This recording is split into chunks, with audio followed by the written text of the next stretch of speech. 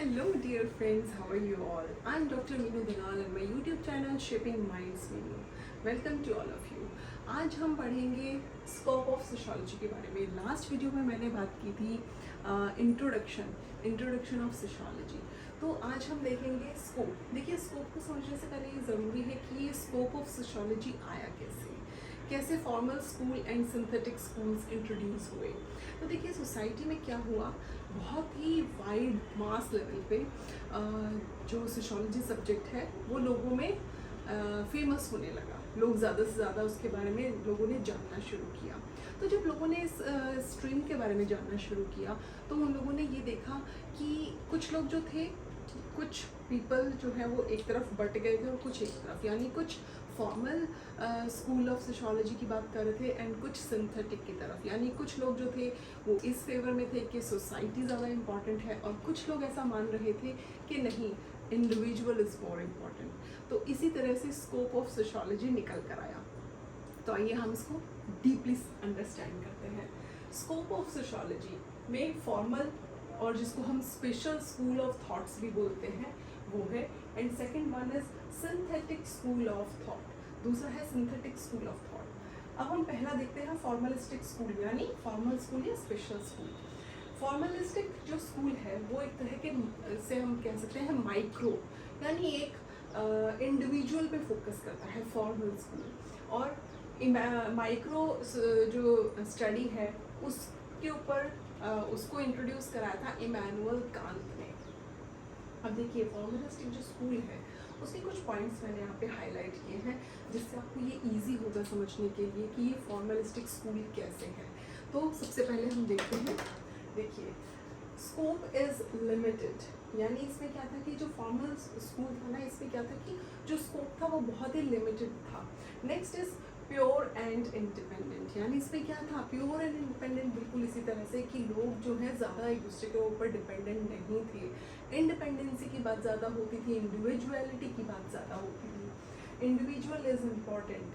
Formal school वाले मानते थे कि आप पूरी सोसाइटी को स्टडी करने के बजाय आप एक इंडिविजुअल पे फोकस करें, उसका बिहेवियर, उसका एक्शन का रिएक्शन जब वो मिलता है तो वो क्यों मिलता है, उसको ज़्यादा इम्पॉर्टेंस दें.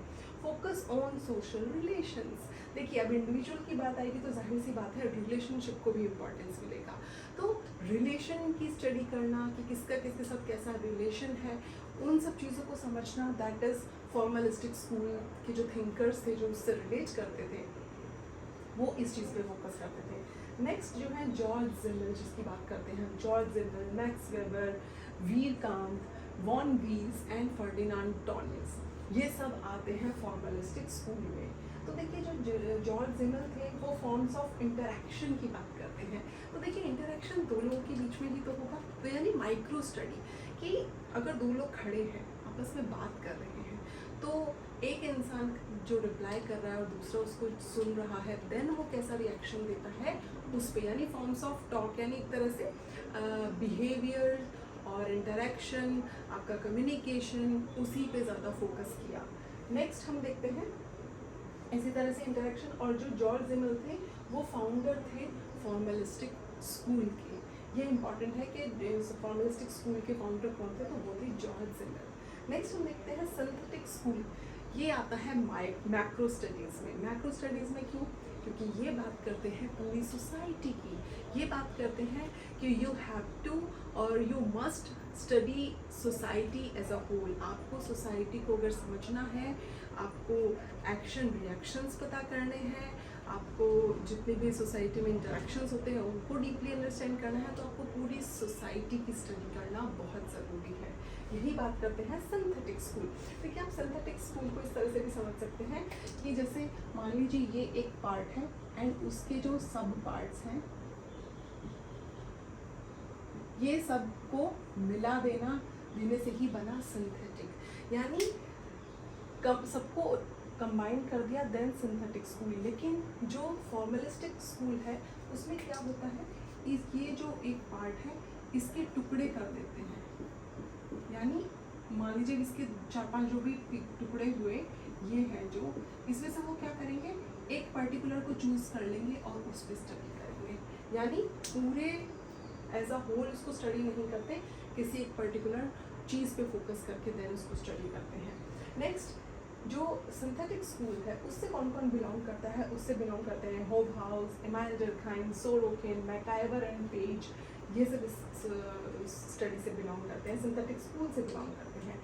Society is important, synthetic school बोलता है कि सोसाइटी ज़्यादा इम्पॉर्टेंट है ना कि इंडिविजुअल, क्योंकि सोसाइटी ही एक तरह से हमारा जो बिहेवियर है, हमारा जो एक्शन रिएक्शन है, उसको एक तरह से डिसाइड करने में सोसाइटी बहुत बड़ा रोल प्ले करती है।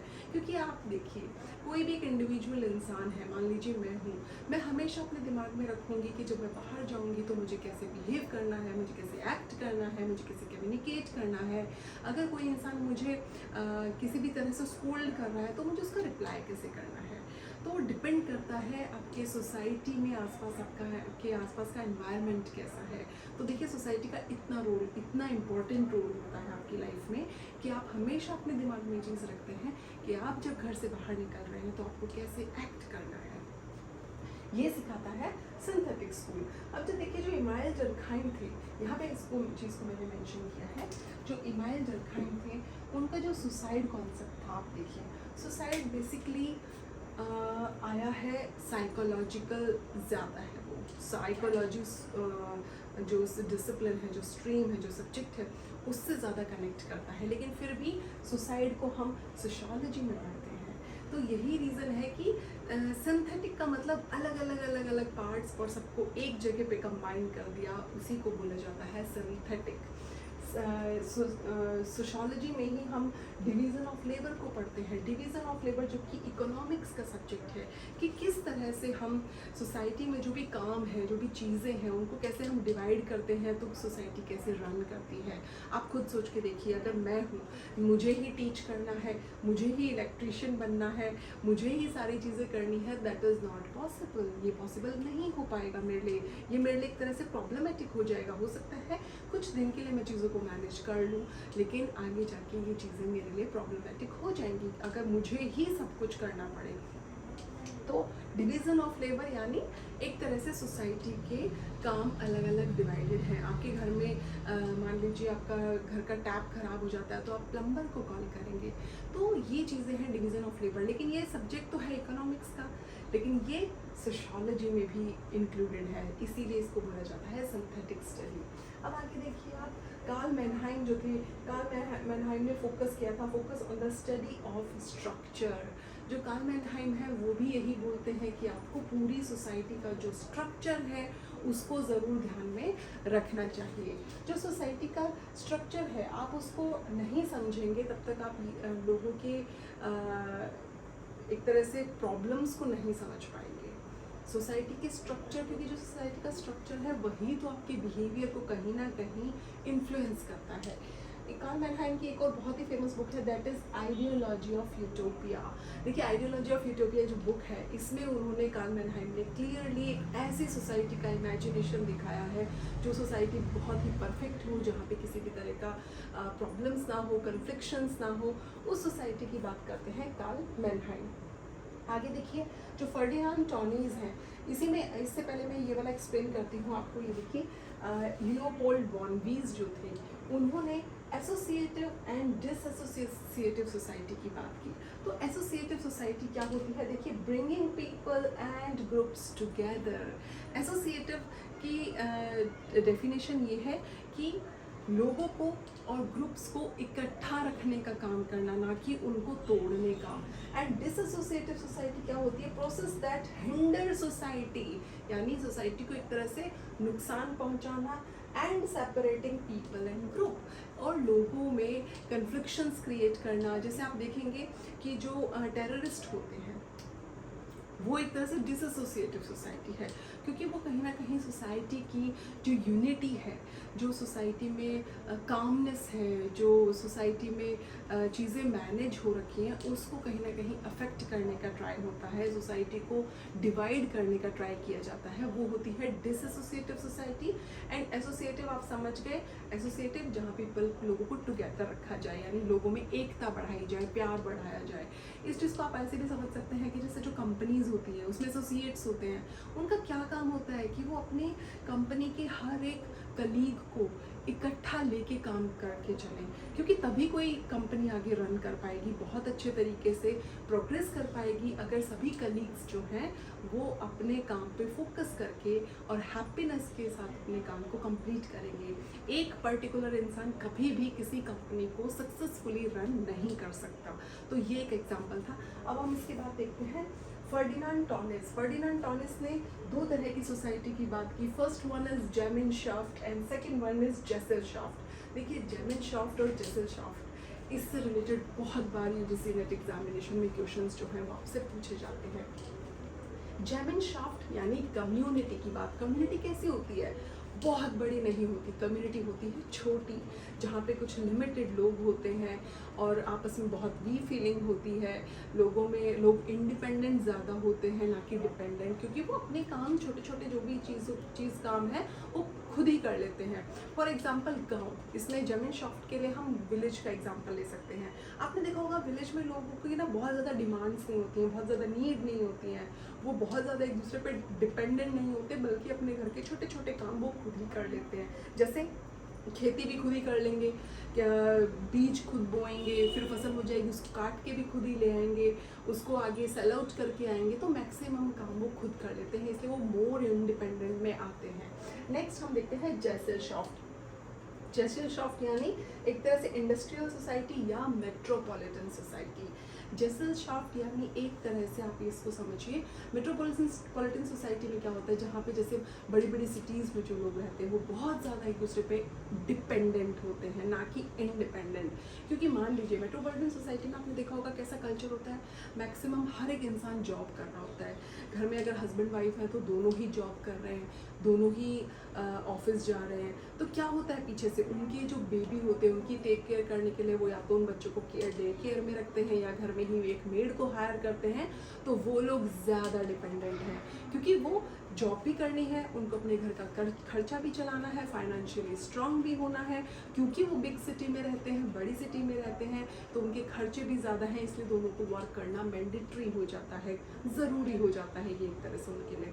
तो वो ज़्यादा डिपेंडेंट है अपनी हर एक छोटी छोटी नीड के लिए।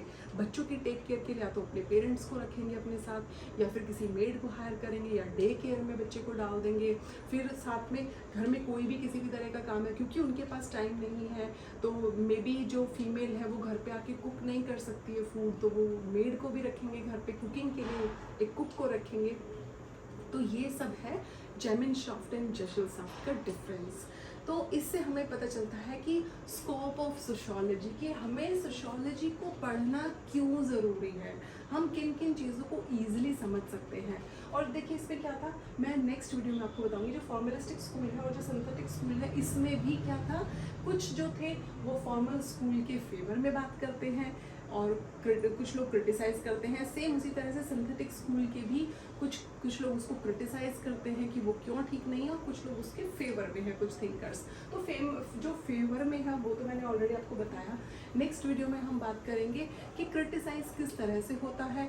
और इसी के साथ अगर आपको ये मेरा टॉपिक अच्छे से समझ में आया हो तो प्लीज़ कमेंट कीजिए मेरे YouTube चैनल पे ज़रूर। आप लोग अगर किसी भी तरह का कोई प्रॉब्लम आपको फील होता है तो भी आप प्लीज़ मेंशन कीजिए कमेंट बॉक्स में।